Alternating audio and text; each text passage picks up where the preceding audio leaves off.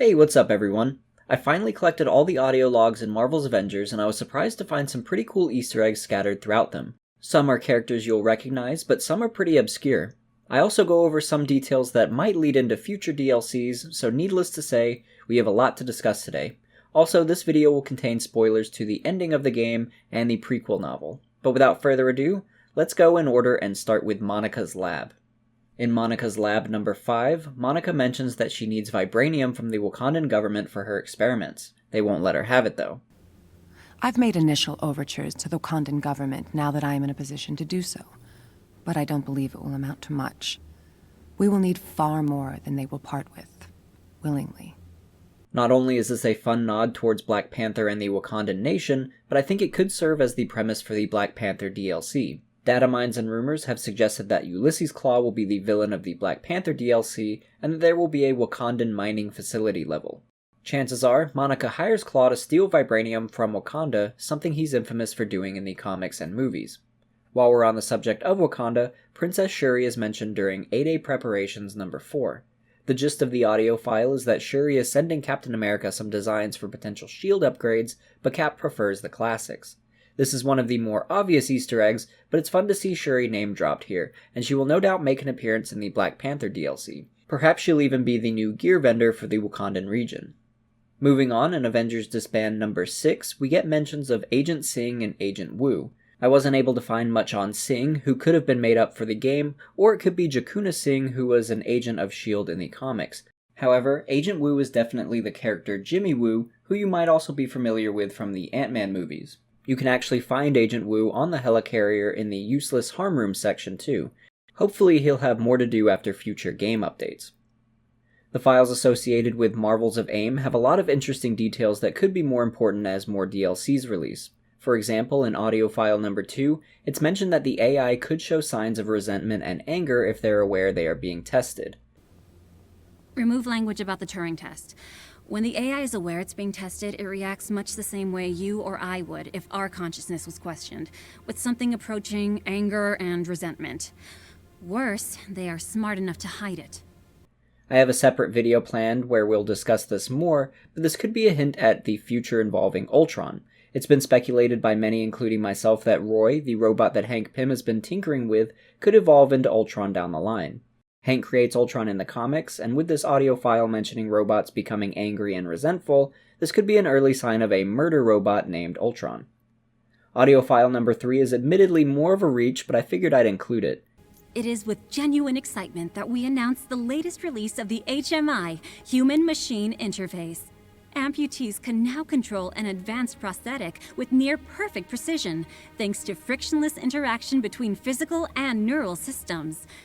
AIM is discussing their new prosthetic technology, and this made me wonder if a character like Claw could get some kind of upgraded sonic arm cannon in the game while working with AIM. It's also been data mined and speculated that Winter Soldier will be a playable character in the future, so I would say that Bucky is another potential candidate who could eventually receive a new and improved prosthetic through this AIM technology, but more on Bucky later. Lastly, in Marvels of AIM number 6, AIM is describing their new Void Tech, which allows them long-distance teleportation, amongst other things. The most interesting part is this last paragraph, though. Take a look. No, this does not go wide. Pull it back and deal with any personnel that should not have been exposed. This is for high-level team members only. We have no less than 7 incidents so far of accidental spatial temporal fissures, and at least twice we have confirmed that some entity on the other side has observed us. So this begs the question, what is that other entity observing them? Honestly, I'm not quite sure yet, but it's exciting to think what Crystal Dynamics might have up their sleeve. This could be related somehow to the Kree or Maestro, or it might go beyond them into beings like Dormammu. I know that when Nightcrawler teleports, he very briefly traverses through the Brimstone dimension. Something similar could be happening when AIM teleports, leading to them being witnessed by an entity of that dimension. Honestly, I could speculate on this the whole video and not make any progress, so I'll leave it alone for now. But I'm sure this is something we'll discuss in future videos. Or maybe it's something more obvious that I'm overlooking right now, in which case, if you think you know what that entity is, definitely let me know in the comments below. Instead, let's turn our attention to Tracking Black Widow number 2 and number 5, which both mention a character named Melissa Gold. Melissa is a noteworthy character from the comics, starting off as a runaway living on the streets. To make ends meet, she joins different villain groups and commits various crimes. She's most well known for her time as Songbird and as a member of the Thunderbolts. The Thunderbolts are typically known as a villain group led by Baron Zemo, but have had moments of attempted reform via certain teammates. Songbird is one of those more noble members of the Thunderbolts and has often attempted to redeem herself and the team. At one point, Hawkeye even led the Thunderbolts as a way to win back the public's trust. As far as her power set, Melissa has been given abilities and had them enhanced by different villains and organizations, such as the Power Broker, Roxxon, and the Fixer. Her most notable ability is creating sonic blasts through sound and manipulating sound into solid objects. Along with this, she also has super strength and flight. Melissa Gold, a 22-year-old student from Oakland, has serious concerns about the long-term plans for recovery. I'm glad I survived, I guess. But we're in a refugee camp and my childhood home is sealed away behind a wall. It's great that we have a tent, stocked with Stark Industries branded survival gear, and there's no denying they saved thousands of lives that day, acting just like heroes should.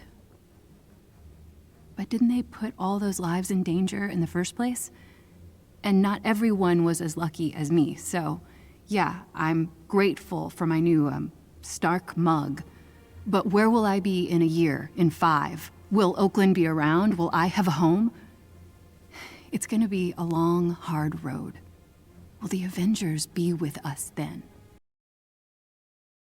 The refugee camps that were once a necessity can no longer be the solution, and with the help of AIM, we will rebuild the communities we lost, said now Program Director Melissa Gold.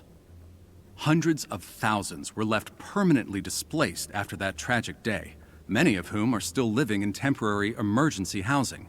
But with a surprise donation of $2.4 billion from Advanced Idea Mechanics, things are finally looking up for the victims of A-Day. Based on the audio logs, Melissa is on the streets, or in this case a refugee camp, similar to her comic book counterpart, but this time due to A-Day. However, she's taken on the role of Refugee Camp Program Director and is helping to rebuild the communities destroyed by A-Day. This is in thanks to Black Widow infiltrating AIM and donating $2.4 billion from their accounts.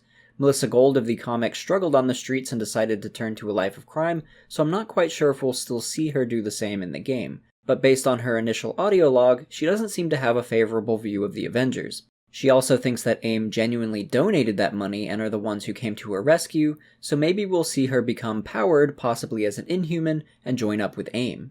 So my speculation is that we might still see her as a villain, and that she'll go the route of reforming as she learns that the Avengers aren't the enemy.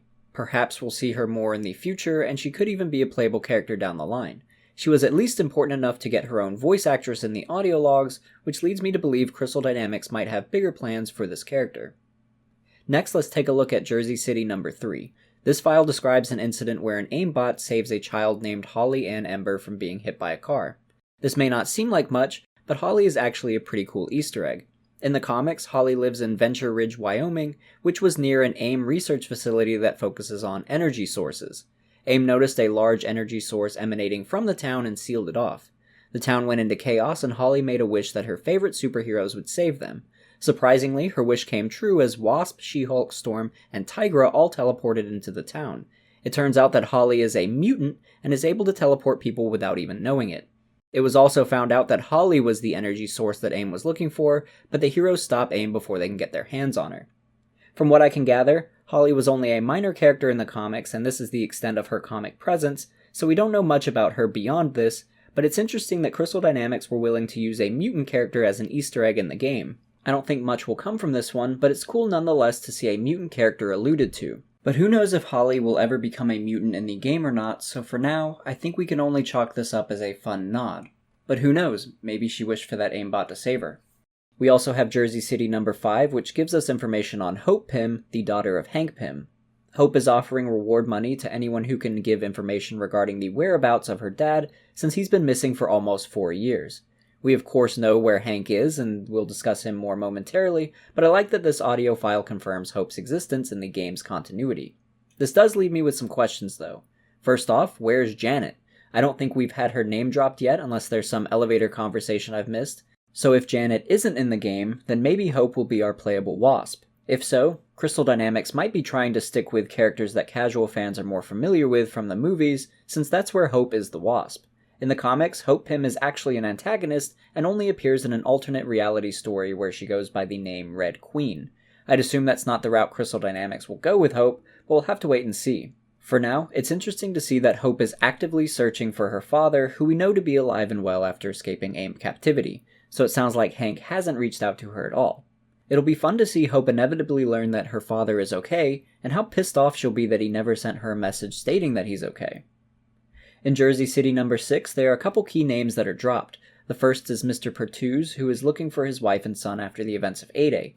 Mr. Pertuse is actually the father of Dante, who we meet in the game. If you remember, Dante is upset that his mother and other Inhumans weren't able to escape with them during the initial breakout.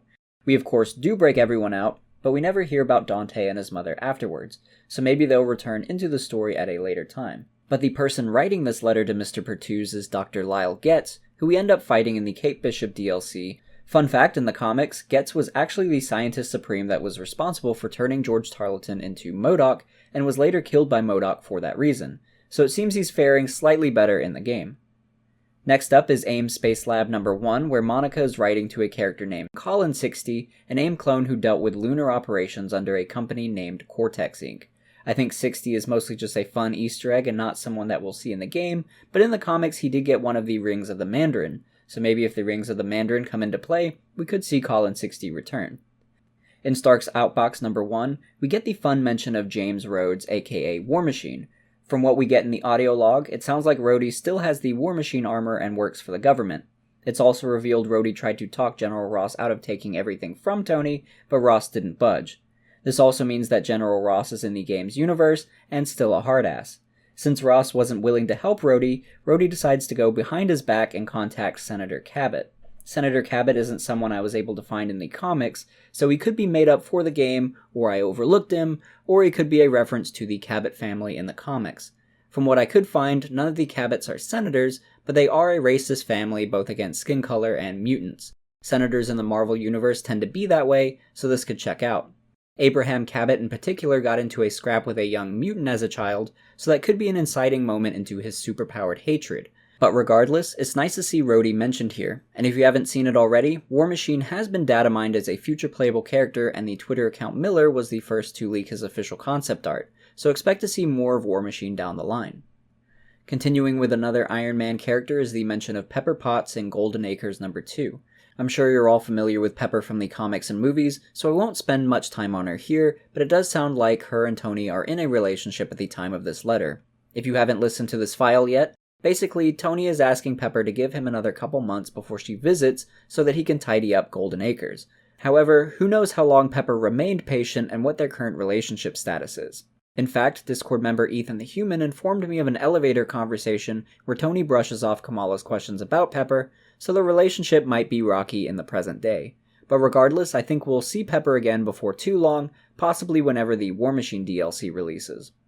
Another Iron Man character that gets some attention is Justin Hammer in the set of files titled Regarding J. Hammer. Justin Hammer, the CEO of Hammer Industries, is the rival of Stark Industries. It seems that as Stark was losing everything after 8A, Hammer swooped in and became the majority shareholder. Hammer's company is now a subsidiary of AIM though, and that relationship seems to be a little tense, with Monica flexing her power over him. One file suggests that Tony and Hammer are willing to team up and plot Monica's downfall. Given our mutual understanding of our new positions and stations, I believe that we can assist each other. You are indeed correct with regard to my business partner. I would be happy to see her suffer how you did. Now, if I have any hint that you intend to deceive me, I will hand you directly to her. Believe me, you don't want that. You think you know her. You don't. We must be cautious from here. Stark intends on double-crossing him though, but at a later point. So perhaps we'll see that play out later too. With a fully voiced Justin Hammer and a dedicated audio log, I'd be willing to bet that we'll see Justin Hammer in the future. Like Pepper, perhaps he'll show up in the War Machine DLC. Going back to Hank and Hope Pym, we learn a little bit more about them in updates on Hank Pym. In the second file, we get another mention of Hope, who warns him about partnering too close with AIM, something Hank is considering after Monica suggested they work together. We also learn why Hank can't be Ant-Man anymore, and that he is driven to feel like a hero again. I was never fully honest with you. I told you that it was no longer healthy for me to use the suit, but it's worse. I did damage to my nerve tissue in the early days of experimentation, and now it's had a cumulative effect. One more time, and it would almost certainly kill me, or worse. I can't tell you how impossibly hard it is to give up the thing that defines you. But in these last few weeks, it's the closest I've felt to being a hero again. I just can't lose that. We'll talk more about that last part in my upcoming Ultron video, but now that Hank is incapable of shrinking again, this leaves the door open for Scott Lang to be our Ant-Man, similar to the movies. There is also a mention of Scott if you're willing to wait around in the anthill during the campaign. You hear from Scott lately? Not a word. Like the others, he went off the grid when AIM really started taking over. You let this go too long. I wasn't going to say it, but yes, you did. In file number 3, Hank is threatening to rat out Andrew Forsen to Monica since Andrew is performing unethical human testing through inhuman experimentation. However, Hank doesn't know that Monica is fully on board with these unethical experiments, so when Hank decides to take action, it does not go well for him. We're going to need to move up the timetable with Dr. Pym. He thought he had the leverage to deliver an ultimatum about our research with the inhuman subjects. As such, I've concluded that his usefulness as a willing ally has reached its natural end. I want him picked up before he hits the parking lot tonight. Use your best discretion. He's already running hot after his moral crisis and likely to behave irrationally when cornered. Gloves off at your discretion. So this is how Hank was captured, and so begins his journey of escaping and creating the anthill. But as we mentioned earlier, Hope still doesn't know that Hank is alive. Hank writes her a letter, but I don't think he ever sends it. As far as Andrew Forsen, he's another character from the comics, and like Lyle Getz, Andrew was at one time a Scientist Supreme, the same title that Monica currently holds. Surprisingly, Andrew Forsen is one of the scientists that chooses to defect from AIM and join our side, although it's possible he's a double agent for Monica. Dr. Forsen, do you read? I'm about to give you your distraction. We read you, Widow! What's your status? Nervous, but we'll move as soon as you get AIM's attention. Get ready to hit the gas. Next is a more obvious reference, but one I'd like to discuss, Letters to Peggy number 1. Based on this file in particular, it sounds as though Steve's best girl, Peggy Carter, is still alive and that Steve is hopeful to see her again. My guess is we'd see her in the Winter Soldier DLC if she's ever actually shown. And from what we know of Winter Soldier so far, thanks to the prequel novel, Cap still thinks Bucky died in the ice with him, or at least, Cap is curious if Bucky survived like he did. So this means that the Winter Soldier storyline hasn't happened yet in the game's continuity, and I'm excited to watch that play out. Next up is the Source of Terrigen number 4. Thor is describing his past experience with a Kree sentry, but his story meanders and mentions a couple cool locations. The first is the Jotunheim, one of the 9 realms and home to the Frost Giants. This is also the true birthplace of Loki, whose biological father is Laufey, king of the Frost Giants. I recall Jotunheim being mentioned often in the prequel novel as well, so who knows, maybe this is a location that we could see later on, especially as we're introduced to Loki. More exciting though is Thor's mention of Atlantis. We knew these unseen artists would return to see their great work unfold, but we waited millennia. We fought mighty wars with Jotunheim, and still we waited. We drank and fought and caroused across the realms. We saw the rise and fall of Atlantis, and still we waited. No follow-ups about Atlantis. That's not what this story is about. Noticing his slip, he very blatantly refuses to talk more about Atlantis, but this would be a very fun location for the game to explore. If you're unfamiliar, Atlantis is the underwater city ruled by Namor the Submariner. Namor often wars with the surface dwellers and is a common antagonist for Black Panther. However, Namor isn't all that bad and has been known to team up with the Avengers when necessary. Even though this audio file merely mentions Atlantis, it's fun to think about the possibility of it becoming a region in the game and how Namor could play into the story. Lastly, we have the new audio files for Kate Bishop. There's not a whole lot to discuss here, but she does attempt to give herself some interesting codenames before landing on Hawkeye. The most interesting of which is audio file number 2, where Kate considers the name Lady Bullseye. This is a villain in the comics who is inspired by the villain Bullseye and takes up the name. I believe Kate has even gone up against Lady Bullseye before in the comics. So again, this could just be a fun Easter egg, or maybe this is teasing a possible future villain. Either way, I appreciate the comic nods. But those are all the Easter eggs, references, and hints at the game's future that I have for this video. However, I did intentionally hold back a couple files for a future video, namely the Woken of Asgard and Missives from Odinson. I'm planning a video where I discuss two major villains that I believe are being teased in the game right now, Ultron and Loki. So we'll discuss those audio files in more detail when I get around to that one. There are also a lot of audio files discussing the Kree, but I have a few different videos discussing them in detail already, so I'd recommend checking out my Ending Explained videos if you're interested. Assuming no major DLC trailers release in the next couple weeks, the next videos I have planned are the Ultron and Loki video, as well as the Marvel Ultimate Alliance 2 retrospective, so keep an eye out for those. In the meantime, if you're interested in more Avengers Easter egg videos, I did one exploring the first mission of the game, and I actually found more than I expected.